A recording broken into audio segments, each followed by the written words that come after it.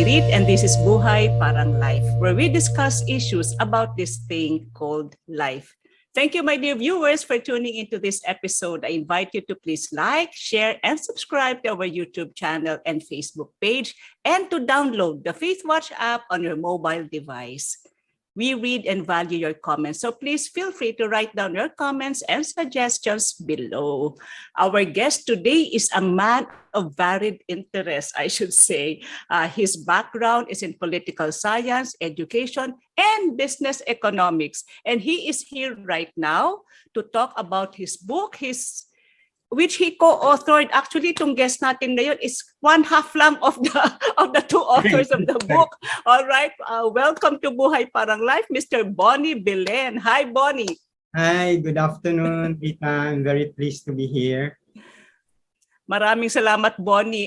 Sabi ko nga, kalahati ka lang nung author di ba? Kasi you wrote the book with Your Happy Marriage with your wife, Alice. Actually, dalawa na tong libro nyo no? Dalawa na? Yes, with correct. 3 in the pipeline.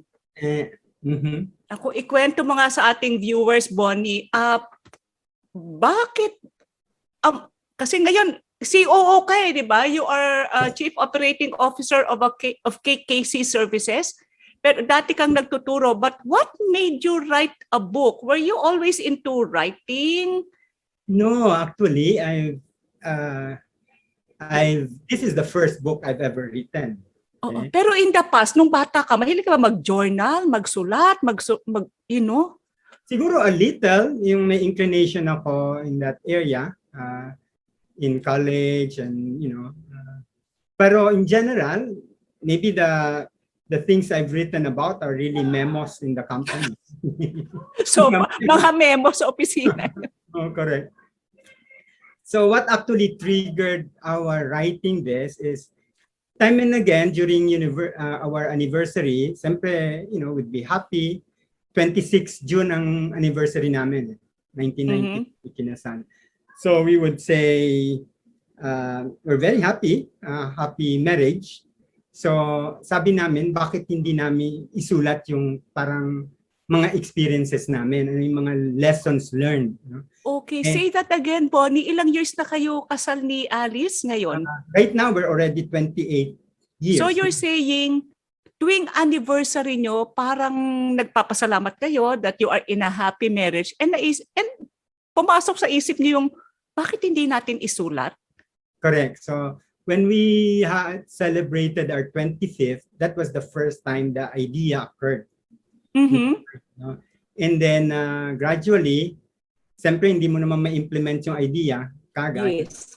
Pero ang nangyari nung nag-declare na there would be a lockdown last March 2020. 2020, right. First lockdown. So at that point, sabi ko, bukas ano kayang gagawin natin? No? Wala tayong gagawin. We'll be cooped up in the house. At home, yeah. No one knew really at that time how long, and what right.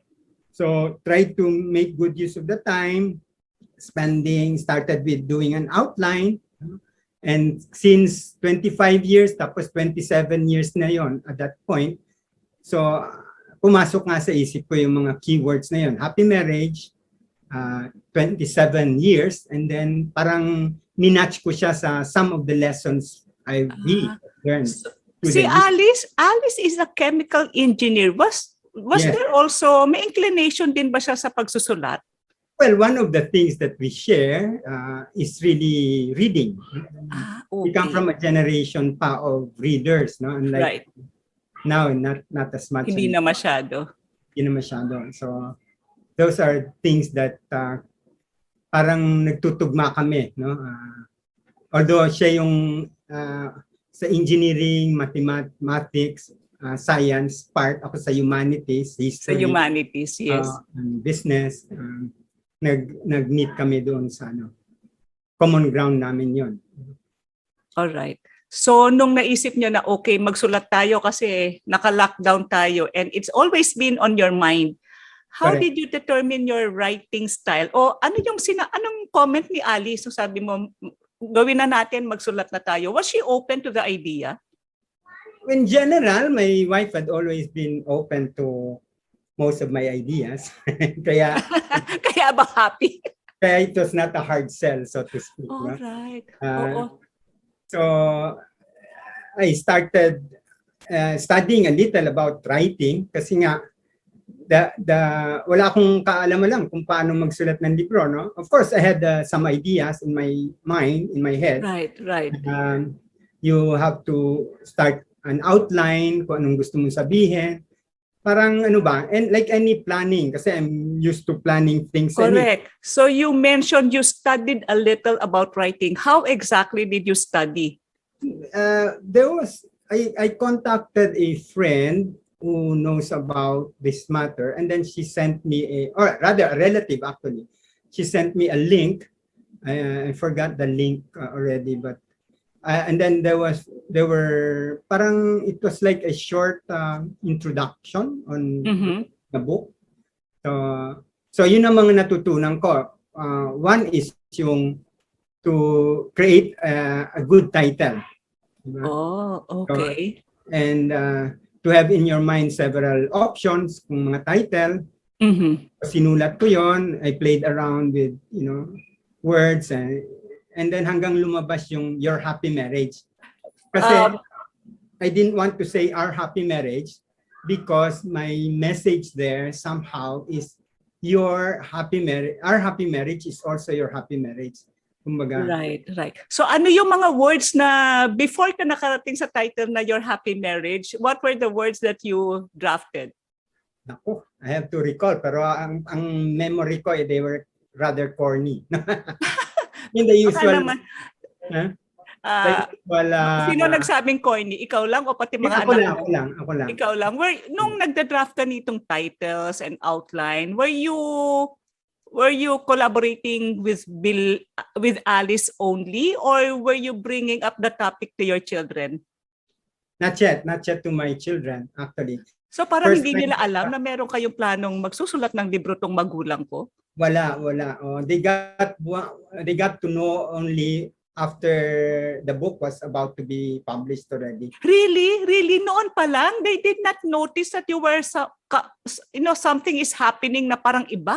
Parang iba tong ginagawa ng daddy ko ngayon ah.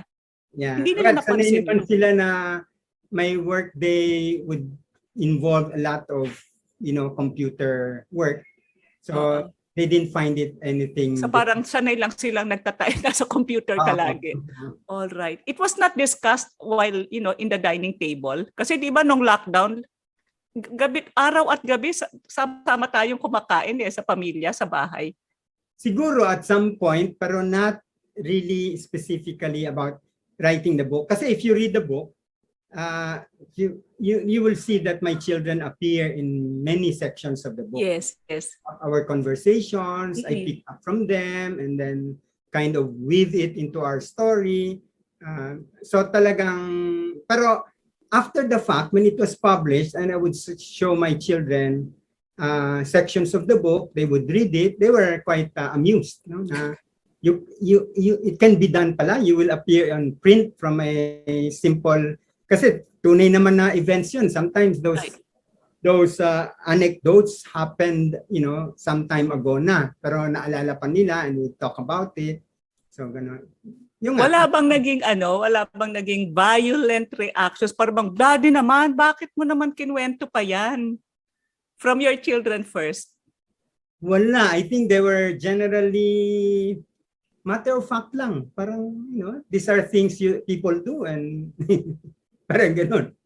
What about Alice? Was there ever a time na wag mo isulat yan? Parang, ay, nahihiya naman ako i-share yan. Well, definitely there were, kasi I would consult her every now and then. Hindi naman every section of the book, no? But there, alam ko, siyempre yung mga issues or wordings na kailangan ko ibato sa kanya. Right. And one of the things definitely she was saying after a while, sabi niya, parang talambuhay na natin yan. No? Yes. Was that something positive o parang may alinlangan ba to publish or to write all those things? Hindi naman alinlangan. It's, one of the things we've realized also is the need for us to be sharing. More than my generation, the generation now is into more sharing, di ba? More being upfront with their experiences, etc., etc. Yes, yes. Because of social media, everything is Social posted. media. Right. So, parang nakisalo na rin kami doon na you have to reveal yourself to others, di ba? And not necessarily in order to lecture or whatever, but to share simply and to be happy sharing. Parang ganon. Right. So we were definitely exerting effort that to make that statement, if you will, na we were not experts, that we were just sharing, and that we would exert every effort to not to be preachy about, certain sections, especially of the book. Right. Of course, writing the book is only like half of the story. What were the challenges that you face in, you need to have a publisher, Yeah. I don't know, distribution, yung Okay. mga ganon. By the way, yung yung number one is yung editor. Kailangan maghanap ako ng mag-edit. Right, right. Of course, long time colleague ko na sa Parep Southridge, si Manny Escasa. So he was, or he is, the editor of that series of books, no? Right. Okay. That we're writing.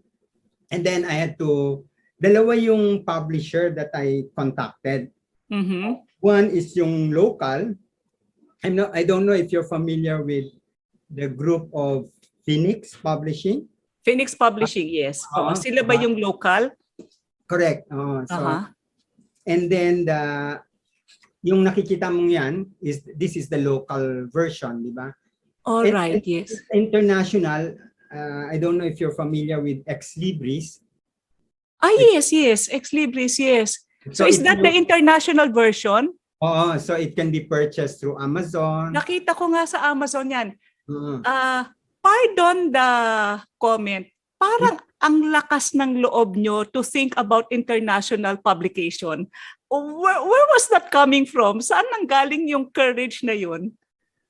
Ang thinking ko namin talaga is, we are in a world right now that we can do many things. Parang you decide to do something, then you can do it. There will be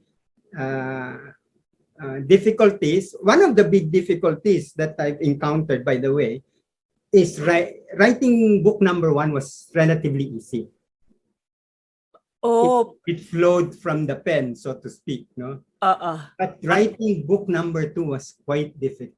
So this one, the failure of expectations. I got stuck in several sections for a month or 2. Anong section yan? Especially doon sa mga yung difficult parts. Kasi if you look at there are only 5 chapters. Yes. No? Nurturing marital friendship and self-giving love, book 1, chapter 1 went quite smoothly. Okay. Marami akong, but yung even to a certain extent, chapter 2, yung handling financial issues. Medyo kaya pa. Nakahirapan ako sa chapter 3, 4, and 3 and 4 mainly. That's where I got stuck, which is chastity and fidelity in marriage. When infidelity strikes, the education of children in human sexuality, and then communication in marriage. Bakit ka parang na-stuck doon? Kulang sa experience personally? Yeah. Like hindi naging unfaithful, yung ganon? The communication was easy? No, it's more of actually a bit opposite of what you're saying. It was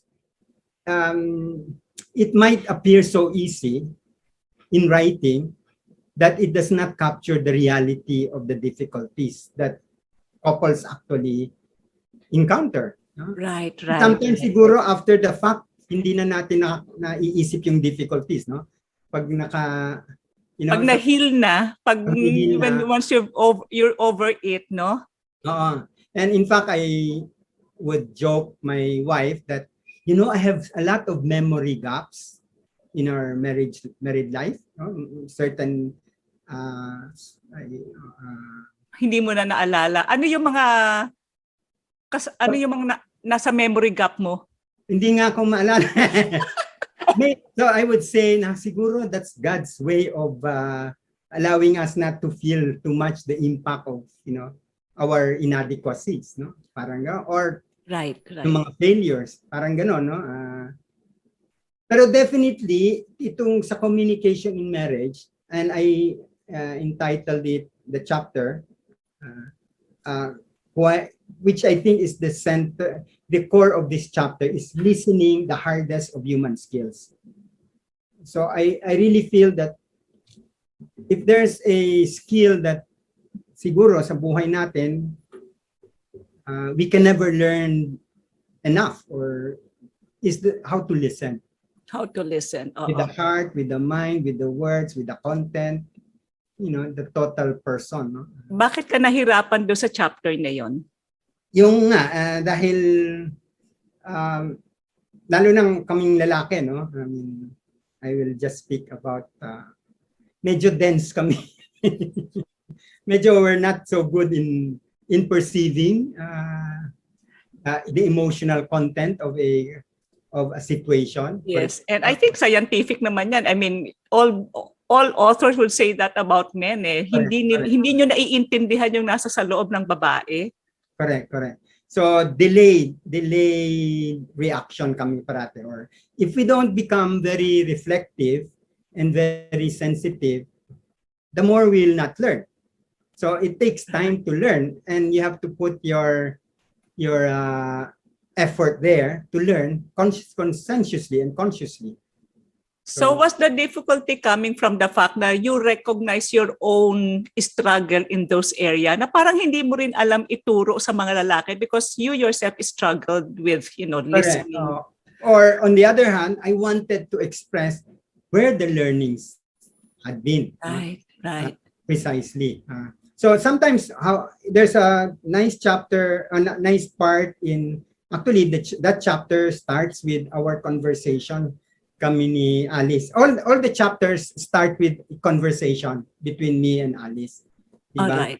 And then that chapter starts with a conversation tungkol sa, siguro I can quote a little that part. Sure. Sabi niya, do you remember, Tyron? We were, one of the things that happened in COVID is you walk around the village, Yes. and then so the chapter begins with that.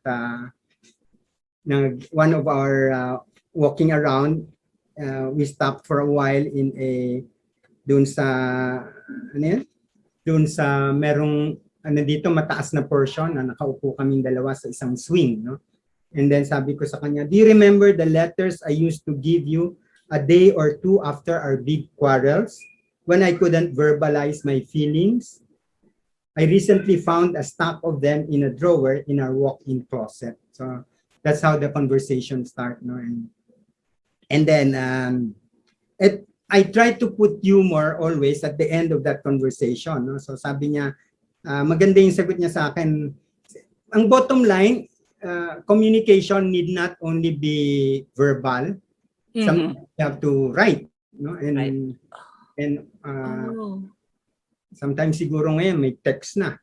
Sorry, So parang are you in a way telling the husbands there na to go back to letter writing? Yeah. So parang effective. Maybe it could be more.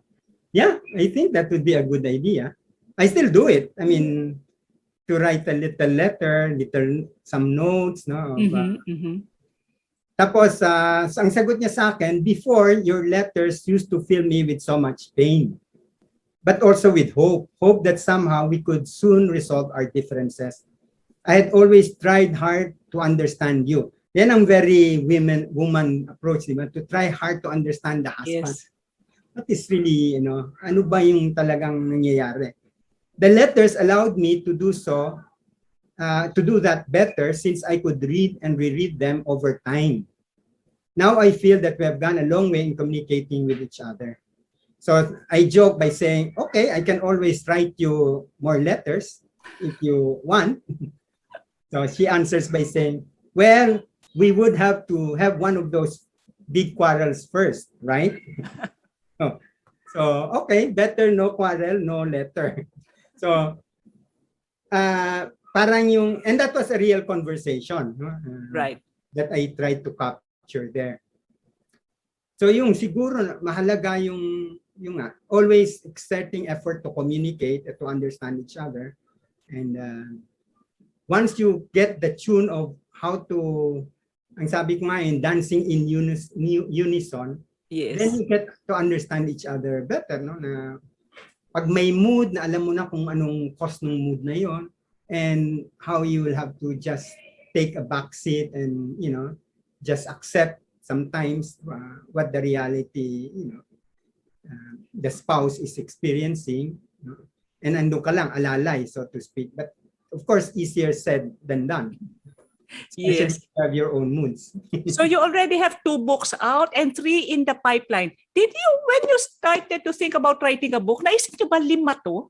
Kailan nyo naisip na, teka, 5 yung isusulat natin? Medyo nga nabigla ako, bakit naging 5? Tsaka So pero may outline na may titles na di ba? Correct. So I wrote an outline, and if I may, yung book number 1, kaya medyo madali, ang subtitle niya is Beginning of the Journey. Kasi nga, parang we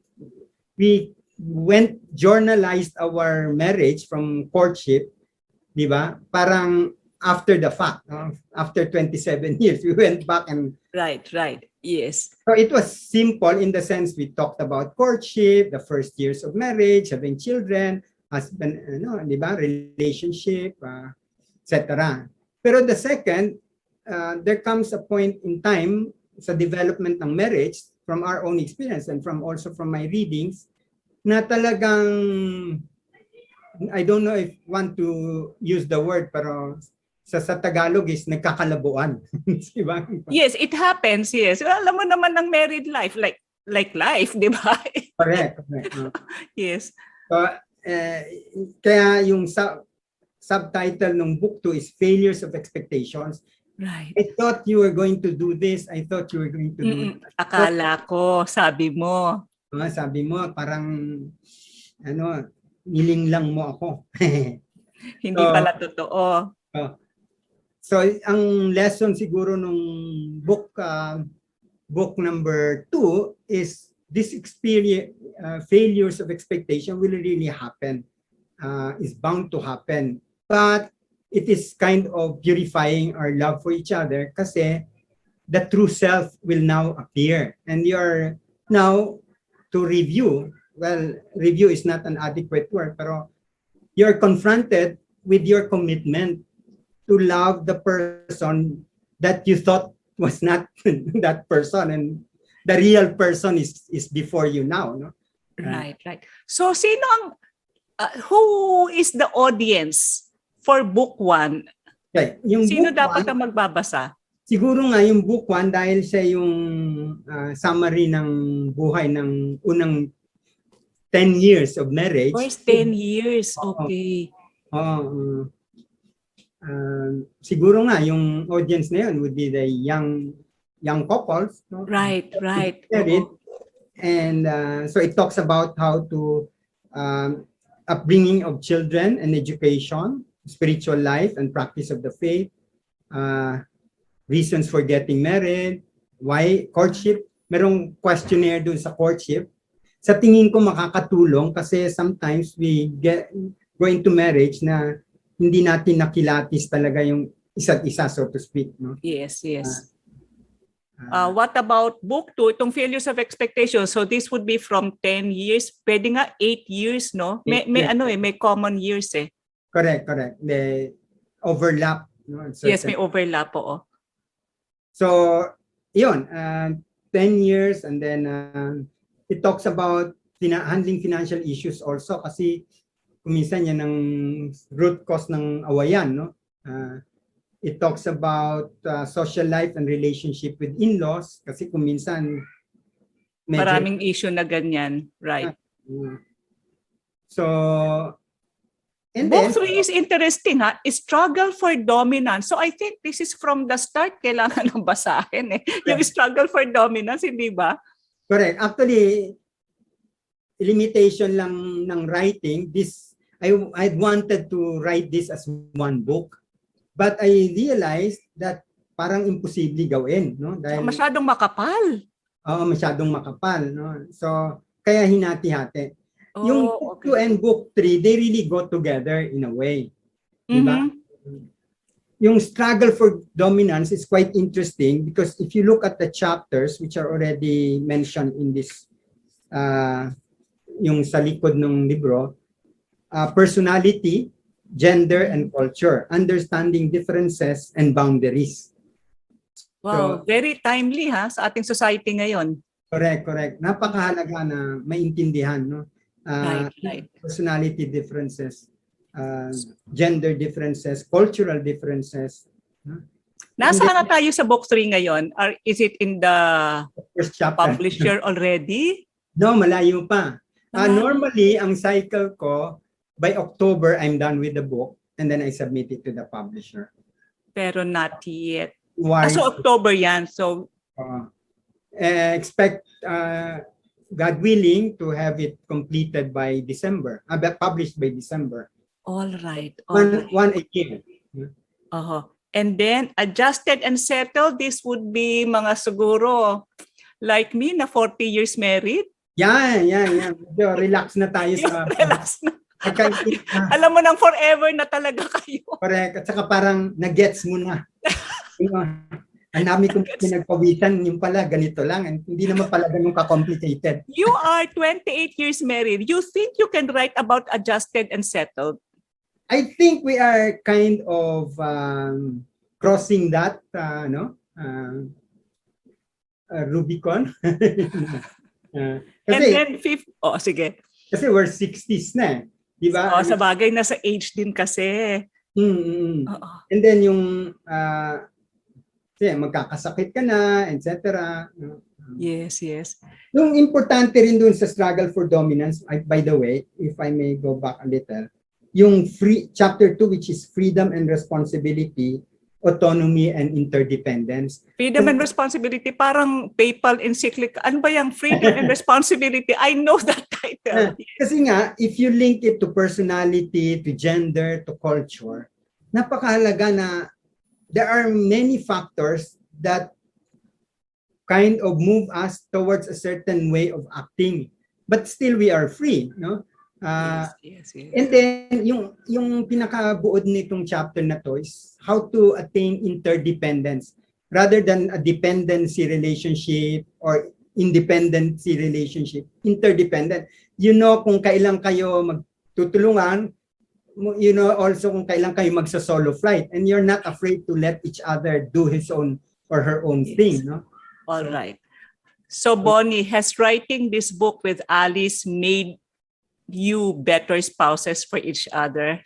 Has it changed you or ganun ka na talaga kabuting esposo? Hindi naman buting esposo.